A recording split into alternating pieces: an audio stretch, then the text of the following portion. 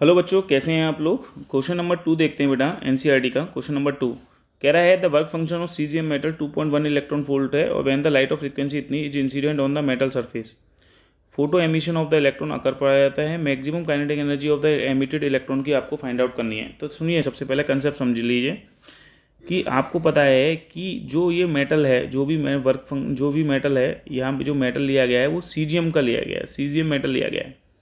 ठीक है, इसका कुछ ना कुछ मिनिमम एनर्जी होती है इसके पास वर्क फंक्शन के रूप में। ठीक है, जो वर्क फंक्शन होता है वो क्या होती है, मिनिमम एनर्जी तो ही होती है, बोलिए। ठीक है, वो है 2.14 इलेक्ट्रॉन वोल्ट। ठीक है, अब जो लाइट है, आप जब लाइट मारेंगे उसकी जो सूटेबल फ्रिक्वेंसी होनी चाहिए। ठीक है, आपको पता है जो फ्रिक्वेंसी होनी चाहिए आपकी थ्रेशोल्ड फ्रिक्वेंसी से ज़्यादा होनी चाहिए, तभी यहाँ से क्या होंगे, फोटो इलेक्ट्रॉन्स बाहर निकलेंगे, इलेक्ट्रॉन का एमिशन होगा। ठीक है, या हम ये कह सकते हैं, और हम ये कह सकते हैं कि जो आपकी एनर्जी होनी चाहिए वो वर्क फंक्शन से ज़्यादा होनी चाहिए। देखिए, एनर्जी जो होती है यहाँ पर, एनर्जी जो हम यूज़ करते हैं, ये एनर्जी होती है एच न्यू। क्या होती है, एच न्यू। और वर्क फंक्शन बराबर होता है एच न्यू नॉट। तो या तो ये वाली जो एनर्जी है वर्क फंक्शन से ज़्यादा हो जाए, ये बोल सकते हैं एक लैंग्वेज ये बोल सकते हैं कि ये फ्रिक्वेंसी थ्रेशोल्ड फ्रिक्वेंसी से ज़्यादा हो जाए तो भी फोटो इलेक्ट्रॉन क्या हो जाएंगे, एमिट हो जाएंगे। जैसे एक एग्जाम्पल के रूप में मान लो, फॉर एग्जाम्पल, कि जो ये एनर्जी दी है, जैसे मान लो तुमने 3 electron volt they the for example, और यहाँ के इसके पास कितनी एनर्जी है बेटा, 2.14। तो जाहिर सी बात है कुछ एक्स्ट्रा एनर्जी की जो है इलेक्ट्रॉन जो लेके बाहर निकलेगा वो काइनेटिक एनर्जी के रूप में ही तो होगा, इसकी काइनेटिक एनर्जी के रूप में ही तो होगी इलेक्ट्रॉन के पास। क्यों? क्योंकि जो 3 इलेक्ट्रॉन वोल्ट है वो एनर्जी दो भागों में बढ़ गई। एक तो देखो इसकी वर्क फंक्शन की एनर्जी को ओवरकम करने में निकल जाएगी, और बची हुई, क्योंकि 3 में से अगर तुमने 2.14 सब्ट्रैक्ट कर दिया तो कितना बचेगा, ये बचेगा आपके पास 0.86। कितना, 0.86। तो ये 0.86 इलेक्ट्रॉन वोल्ट की जो एनर्जी है, कितनी, 0.86 इलेक्ट्रॉन वोल्ट की, ये काइनेटिक एनर्जी के रूप में होगी। तो अगर आप देखें तो ये एनर्जी आपने वो वर्क फंक्शन में वर्क फंक्शन को ओवरकम करने में निकल गई कुछ एनर्जी, और बाकी की जो एनर्जी इलेक्ट्रॉन के पास रहेगी वो उसकी काइनेटिक एनर्जी के रूप में रहेगी। ठीक है, तो बस यही कंसेप्ट आपको यहाँ पे यूज़ करना है। पहले क्वेश्चन में पूछा है इसने मैक्सिमम काइनेटिक एनर्जी क्या होगी इलेक्ट्रॉन की, जो इलेक्ट्रॉन बाहर निकलेगा। सही है, तो देखिए ये तो मैंने एक एग्जाम्पल के तौर पर माना है 3 इलेक्ट्रॉन वोल्ट। यहाँ पे क्वेश्चन में नहीं बोल रहा है ये 3 इलेक्ट्रॉन वोल्ट, ये तो मैंने समझाने के तौर पर माना है। ठीक है, बस आपको फॉर्मूला मैंने बताया कि किस तरीके से formula E=φ0 plus maximum kinetic energy यहाँ पे यूज़ करना है। देखिए, एनर्जी का फॉर्मूला होता है एच न्यू। ठीक है, और φ0 क्वेश्चन में ऑलरेडी दे रखा है कितना, 2.14 electron volt plus maximum kinetic energy आपसे क्या करी है, इसने पूछी है। तो बच्चों देखो, एच की वैल्यू जो होती है, प्लांक कांस्टेंट की वैल्यू, वो तो तुम्हें पता ही है 6.6 इंटू 10⁻34 होती है। फ्रीक्वेंसी आपको दे रखी है कितनी, 6 इंटू 10⁻14 होगी। ये एनर्जी आई है जूल में। जूल को इलेक्ट्रॉन वोल्ट में अगर बदलना है तो याद रखना 1.6 इंटू 10⁻19 से क्या करना पड़ेगा, डिवाइड करना पड़ेगा। क्योंकि याद रखना एक इलेक्ट्रॉन वोल्ट बराबर होते हैं 1.6 इंटू 10⁻19 जूल। तो बच्चों एक जूल में कितने इलेक्ट्रॉन वोल्ट होंगे, वो होंगे 1.6 इंटू 10⁻⁻19 इलेक्ट्रॉन वोल्ट होते हैं एक जूल में। ये इलेक्ट्रॉन वोल्ट में बदल रहा है, क्योंकि यहाँ भी आंसर जो है इलेक्ट्रॉन वोल्ट में है भाई, ये भी इलेक्ट्रॉन वोल्ट में है, इसलिए तो ये 2.14 इलेक्ट्रॉन वोल्ट हो गया प्लस मैक्सिमम काइनेटिक एनर्जी है ये। ठीक है भैया, तो अब आप देखिए इसको जब आप सोल्व करिए तो 6.6 इंटू 6 करिए। अगर आप 6.6 इंटू 6 करेंगे तो ये आएगा लगभग 39.6। ठीक है, इंटू 10 की पावर ये कितना हो गया आपके पास, ये हो गया -20 अपॉन कितना हो गया, ये 1.6 इंटू 10⁻⁻19 इक्वल टू कितना हो गया, 2.14 प्लस के मैक्सिमम काइनेटिक एनर्जी जो इलेक्ट्रॉन की हमने निकालने जा रहे हैं। तो चलिए 39.6 में डिवाइड कर दीजिए 1.6 का, तो ये लगभग आएगा 24.75 इंटू 10 की पावर क्या हो जाएगा, -1 इक्वल टू हो जाएगा 2.14 प्लस मैक्सिमम काइनेटिक एनर्जी जो भी इलेक्ट्रॉन के पास हुई है।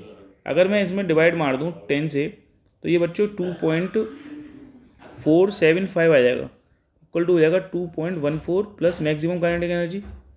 और अगर मैं 2.475 को सब्ट्रैक्ट कर दूं 2.14 से, सही है, तो ये लगभग जो है आपका जो है अप्रॉक्सीमेट ये आएगा 0.335, ये आ जाएगी मैक्सिमम काइनेटिक एनर्जी, जो कि किस में निकाली है हमने बच्चा, इलेक्ट्रॉन वोल्ट में निकाली है। किस में निकाली है, इलेक्ट्रॉन वोल्ट में, जो होगी मैक्सिमम काइनेटिक एनर्जी आप कह सकते हो 0.335 इलेक्ट्रॉन वोल्ट, या आप चाहो तो इसे 0.34 भी बोल सकते हो, कोई दिक्कत वाली बात नहीं है, ठीक है। ये तो निकल गई मैक्सिमम काइनेटिक एनर्जी। अब कह रहा है क्वेश्चन में स्टॉपिंग पोटेंशियल बताइए। तो अब आपने देखिए मैक्सिमम काइनेटिक एनर्जी का रिलेशन स्टॉपिंग पोटेंशियल के साथ होता है, आपने पढ़ा भी होगा कि यहाँ पर जैसे आपने इवैक्यूएटेड जो है लिनार्ड्स का ऑब्जर्वेशन था, उसमें आपने यही तो देखा था कि इवैक्यूएटेड ग्लास ट्यूब ली थी। मैं एक बार बता देता हूँ इस कंसेप्ट को। ये इन्होंने मैक्सिमम ये जो है हमारे पास एक थी कैथोड की प्लेट, एक थी एनोड की प्लेट। यहाँ पर हमने क्या किया था, एक क्वार्ट्स विंडो लगाई थी, ठीक है, और जो सूटेबल फ्रिक्वेंसी की लाइट आई थी वो इस पर इंसिडेंट करी थी, ठीक है। जब मैं फ्रिक्वेंसी जैसे जैसे बढ़ाता हूँ, फ्रिक्वेंसी को जैसे जैसे इंक्रीज करता हूँ, तो जो यहाँ से जो फोटो इलेक्ट्रॉन निकलेंगे, ठीक है, तो उनकी स्पीड बढ़ेगी। उनको रोकने के लिए यहाँ पर एनोड पर मैंने पोटेंशियल दिया था। तो जब इलेक्ट्रॉन पूरी तरीके से रुक गए थे, मतलब अंदर जो यहाँ पर हमने एक यहाँ पे माइक्रो एमीटर लगा दिया था, इस तरीके से हमने यहाँ पे एक वोल्ट मीटर लगा दिया था, इस तरीके से सिचुएशन क्रिएट कर दी थी, ठीक है। तो जब इलेक्ट्रॉन यहाँ पे पहुँच रहे थे तो फोटो इलेक्ट्रिक करंट बन रही थी, लेकिन ऐसा एक वोल्टेज लगाया था हमने नेगेटिव डायरेक्शन में, वोल्टेज बढ़ाते गए। तो ये क्या करेगा, जब यहाँ पे हम वोल्टेज नेगेटिव लगाएंगे, यहाँ वोल्टेज पॉजिटिव लगाएंगे, तो देखो एक इलेक्ट्रिक फील्ड बनेगा इधर, ये इलेक्ट्रिक फील्ड इधर एसोसिएटेड होगा। ये क्या करेगा, ये जो इलेक्ट्रॉन्स हैं, इन इलेक्ट्रॉन पे जो फोर्स लगेगा वो आपको पता है इलेक्ट्रिक फील्ड के अपोजिट डायरेक्शन में लगता है।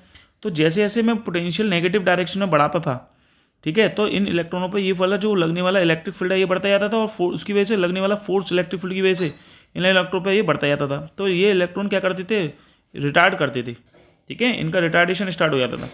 तो एक समय ऐसा आता था एक ऐसे वोल्टेज पर कि जो है ये इलेक्ट्रॉन इस वाली प्लेट पर क्या हो जाते थे, पूरी तरीके से रुक जाते थे, क्योंकि तुम कंटिन्यूसली एनर्जी दे रहे हो। ये एनर्जी जो दे रहे हो ये इलेक्ट्रॉन को मिल रही है, तो जो एनर्जी दी होगी वर्क का फॉर्मूला होता है क्यू वी, तो क्यू ई वी नॉट, ये एनर्जी दी इसको इलेक्ट्रॉन की काइनेटिक एनर्जी को रोकने के लिए। तो ये जो एनर्जी दी है ये इलेक्ट्रॉनों की काइनेटिक एनर्जी के बराबर हो जाएगी।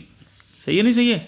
तो ई वी नॉट का फॉर्मूला यहाँ से बच्चा ये आ जाता था, ये काइनेटिक एनर्जी जो इलेक्ट्रॉन को रोकने के लिए, जो इलेक्ट्रॉन की मैक्सिमम काइनेटिक एनर्जी है उसके बराबर की एनर्जी हम देंगे, ठीक है, स्टॉपिंग पोटेंशियल से, तब जाके ये इलेक्ट्रॉन फाइनली रुकेंगे। और जिस वोल्टेज पे इलेक्ट्रॉन रुकते हैं, ठीक है, मतलब इलेक्ट्रॉन रुकने का मतलब फोटो इलेक्ट्रिक करंट जीरो होती है, ठीक है, उस वोल्टेज को बोलते हैं स्टॉपिंग पोटेंशियल, ठीक है। याद रखना स्टॉपिंग पोटेंशियल वो पोटेंशियल होता है जहाँ पर फोटो इलेक्ट्रिक करंट क्या होती है, जीरो हो जाती है, ठीक है। इसका आपने ग्राफ भी देखा होगा एक स्टॉपिंग पोटेंशियल का इस तरीके से बनता है एक पर्टिकुलर इंटेंसिटी पर, ठीक है, ये वाला ग्राफ देखा होगा, ये स्टॉपिंग पोटेंशियल होता है, ठीक है। मैंने आपको कंसेप्ट समझा दिया। ई जो होता है 1.6 इंटू 10⁻⁹ होता है, ठीक है बेटा। और स्टॉपिंग पोटेंशियल की वैल्यू आपको पता ही है, निकालनी है, सॉरी, ठीक है। तो देखेंगे अगर आप कि यहाँ पे जो मैक्सिमम काइनेटिक एनर्जी है क्वेश्चंस में अभी आपने फाइंड आउट कर रखी है, कितनी है, 0.34 इलेक्ट्रॉन वोल्ट, ठीक है, ये इलेक्ट्रॉन वोल्ट में निकाली है आपने। और ये एनर्जी किस में है, ये हमारे पास जो है ये इलेक्ट्रॉन है, E V not equal to हो गया ये 0.34 ई वी, ठीक है। अगर आप चाहें तो ये ई जो है इलेक्ट्रॉन, भाई इलेक्ट्रिक चार्ज है इसलिए ई लिख दिया है, अगर आप चाहो तो सीधे करो, चलो 1.6 इंटू 10⁻⁹ करो, मैं तो ई से ही काटने वाला था, लेकिन तुम मत काटो, तुम अपने हिसाब से करो। 1.6 इंटू 10⁻⁹ इंटू वी नॉट, कभी भी अगर ये इलेक्ट्रॉन वोल्ट में हो तो इसको जूल में बदल दो, 1.6 इंटू 10⁻⁹ जूल होते हैं एक इलेक्ट्रॉन वोल्ट में, यही तो होते हैं, इतने ही तो जूल होते हैं। देखो इससे कैंसिल आउट हो गया, ठीक है, पहले में मैं स्मॉल ई लिखता है, यहाँ भी स्मॉल ई से स्मॉल ई कैंसिल आउट कर देता, लेकिन मैंने बता दिया कि एक इलेक्ट्रॉन वोल्ट में कितने जूल होते हैं, 1.6 इंटू 10⁻⁹ जूल होते हैं। अभी लिखवाया है ना ऊपर, देखो 1.1 इलेक्ट्रॉन वोल्ट में कितने जूल होते हैं, इतने जूल होते हैं, सही है बच्चा, ये होता है। तो देखो स्टॉपिंग पोटेंशियल तुम्हारा कितना आएगा, 0.34 वोल्ट आ जाएगा, ठीक है, कितना आ जाएगा स्टॉपिंग पोटेंशियल, 0.34 वोल्ट आ जाएगा, ठीक है। तीसरा क्वेश्चन क्या कह रहा है ये, बोलो मैक्सिमम स्पीड पूछा है। बेटा मैक्सिमम स्पीड निकालनी है तो जाहिर सी बात है मैक्सिमम काइनेटिक एनर्जी तो तुम्हें पता ही है, अभी निकाल ली थी, कितनी थी, 0.34 इलेक्ट्रॉन वोल्ट। तो मैक्सिमम स्पीड पूछा तो half M V maximum square हो जाएगी, इक्वल टू 0.34 इलेक्ट्रॉन वोल्ट को क्या लिख सकता हूँ, 1.6 इंटू 10⁻⁹ जूल, ठीक है। तो यहाँ से एम जो होता है इलेक्ट्रॉन का मास जो होता है वो होता है 9.1 इंटू 10⁻31 इंटू मैक्सिमम स्पीड का स्क्वायर इक्वल टू हो जाएगा 0.34 इंटू 1.6 इंटू 10⁻⁻⁹। सही है। तो देखो चलो मैक्सिमम स्पीड का स्क्वायर क्या होगा, ये निकाल देंगे 0.34 इंटू 1.6 इंटू 10⁻⁹ इंटू 2/9.1 इंटू 10⁻⁻31। सही है। चलिए इसको सॉल्व कर लीजिए, सॉल्व करके जो आंसर आएगा, ठीक है, वो देखते हैं। 2 मल्टीप्लाई करना है 1.6 से और मल्टीप्लाई करना है 0.34 से, ठीक है। तो ये लगभग आ जाएगा बेटा 1.088 अपॉन 9.1, ठीक है। तो ये डिवाइड मार दीजिए 9.1 से, ठीक। तो ये लगभग जो है ये आएगा 0.119, ठीक है, इंटू 10 की पावर कितना हो गया ये, अगर हम 31 में से सब्ट्रैक्ट कर देंगे 19, तो लगभग कितना आएगा बेटा, ये प्लस के 12 आ जाएगा। कितना आ जाएगा, 10 के बाद 12 आ जाएगा, सही है। तो ये आ गया अभी आपके पास, लेकिन अभी आपने के वो स्क्वायर रूट और करना पड़ेगा इसका। क्या करना पड़ेगा, स्क्वायर रूट और करना पड़ेगा। तो जब स्क्वायर रूट करोगे तब आपका आंसर कितना आएगा वो देखते हैं।